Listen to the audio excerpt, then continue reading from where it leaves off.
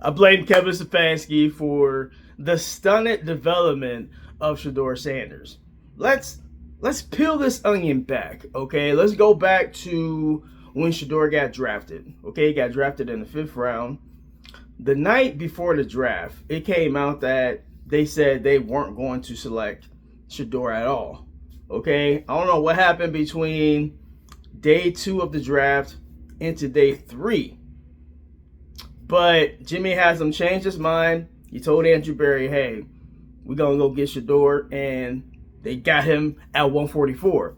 All right, so let's fast forward to minicamp, rookie minicamp. Both Dillon Gabriel and Shedeur, they're getting looks. They're getting looked at, okay? And it's apparent from all the reports, it's apparent that Shedeur right away, right off the bat, has more talent than Dillon Gabriel. Okay? That's not how Kevin Stefanski saw it. And ultimately, that's why Kevin Stefanski got fired. Okay, let's move on to training camp. In training camp, they had Shedeur like off on another field. Okay, he was throwing to like trash cans. It was absurd what they were doing to Shedeur in training camp. He was firmly QB4, even though when he got his opportunity to go out there with the 3s and 4s, he looked better, unequivocally better than Dillon Gabriel did. But Kevin Stefanski, he's an old school kind of coach.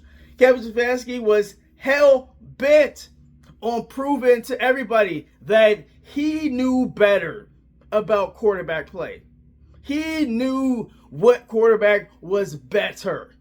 Okay? So he did everything in his power to suppress Shedeur Sanders in this whole process. He did everything possible.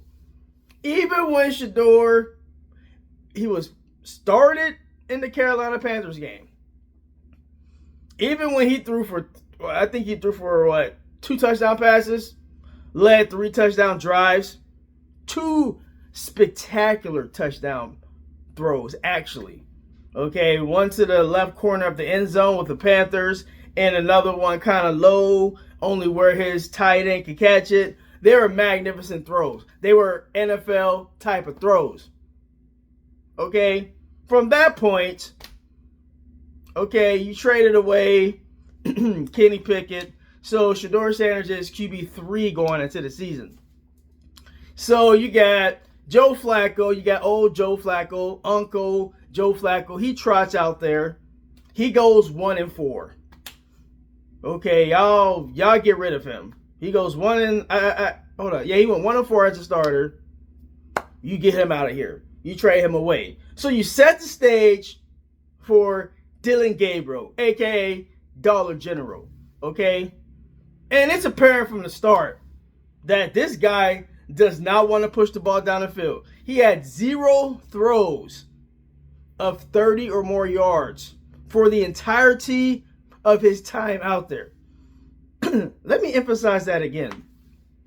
Shedeur had 12 throws, completions of 30 or more yards in his 7 starts, compared to Dillon Gabriel's 0. I believe Dillon Gabriel's longest pass of the year was like a 26-yard pass to Jerry Jeudy in the Jets game.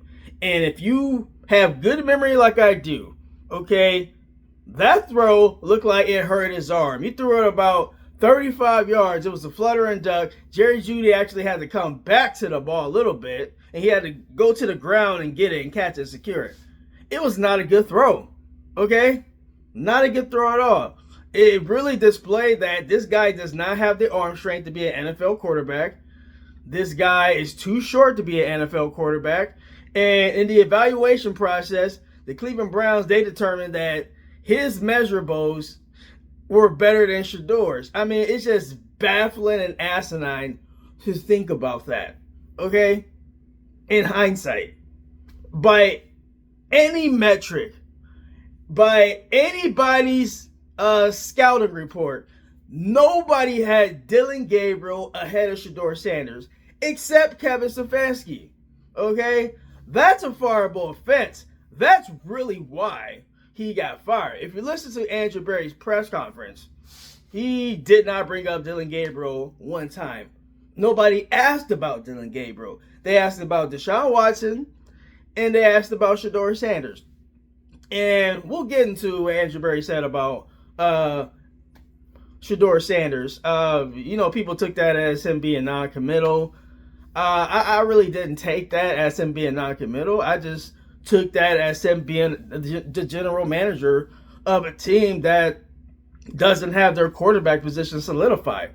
Okay, I'm a Shedeur guy, but I don't know what Shedeur looks like, but I do believe that Shedeur should be given the opportunity to, at the bare minimum, compete for the quarterback one position next season. Well, this season coming up, because I don't know what he looks like with a coach that actually is going to work with him. Did y'all know that Kevin Stefanski did not have a one-on-one with his starting quarterback until just this last week? Let me say that again, okay? Kevin Stefanski did not have a one-on-one with his starting quarterback until this past week. Ooh, what? I'm pretty sure he had several one-on-ones with Dillon Gabriel, his little pet project. I'm pretty sure he had one-on-ones with Joe Flacco. Okay, so look, people want to say Kevin Stefanski, two-time coach of the year, whatever. Okay, I unequivocally know that Kevin Stefanski is terrible at developing rookie quarterbacks or young quarterbacks. Okay, he's bad at. I don't even know if Deshaun Watson is washed. Okay, I don't know if Deshaun Watson is washed because he was trying to put Deshaun Watson in a system that did not fit what he did well. Okay, you're supposed to build your offense around what your quarterbacks do best. Not you have your system, it's your way or the highway. You need to fit into my system. No, you need to do what Ben Johnson did with Caleb Williams. All right, he has a system and he tried to work around what works best for Caleb Williams. Kevin Stefanski did not do that. That's why his offense is terrible. That's why he got fired, because his offense is rudimentary and he did not curtail the offense to what his talent and quarterbacks did best. Okay? If you would have ran the offense that they ran at Colorado, or a variation of it, you would have saw the very best out of Shedeur Sanders. But no, you trying to run this offense where you running all these short passes, you're running all these quick outs, you're doing all this high school JV playbook, no imagination, no variations at all. Okay, the best plays came from when Shedeur was off script, because on script the plays suck. The offense was stagnant. Okay, outside of the script, the first 15, there is no imagination past that. It was like, let me see if this works. It was like throwing darts aimlessly at a dartboard. That's what it seems like with Kevin Stefanski. Well, maybe this works. Maybe that works. Maybe none of it works because you are not a good offensive schemer.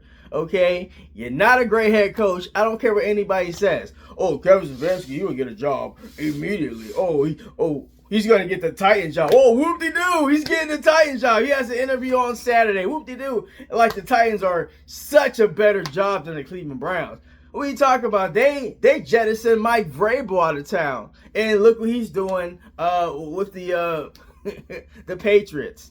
Okay, so hey, good luck in Tennessee. We'll see you next season in Tennessee. We're gonna smack that. I hope Shedeur plays in that game and they light them up.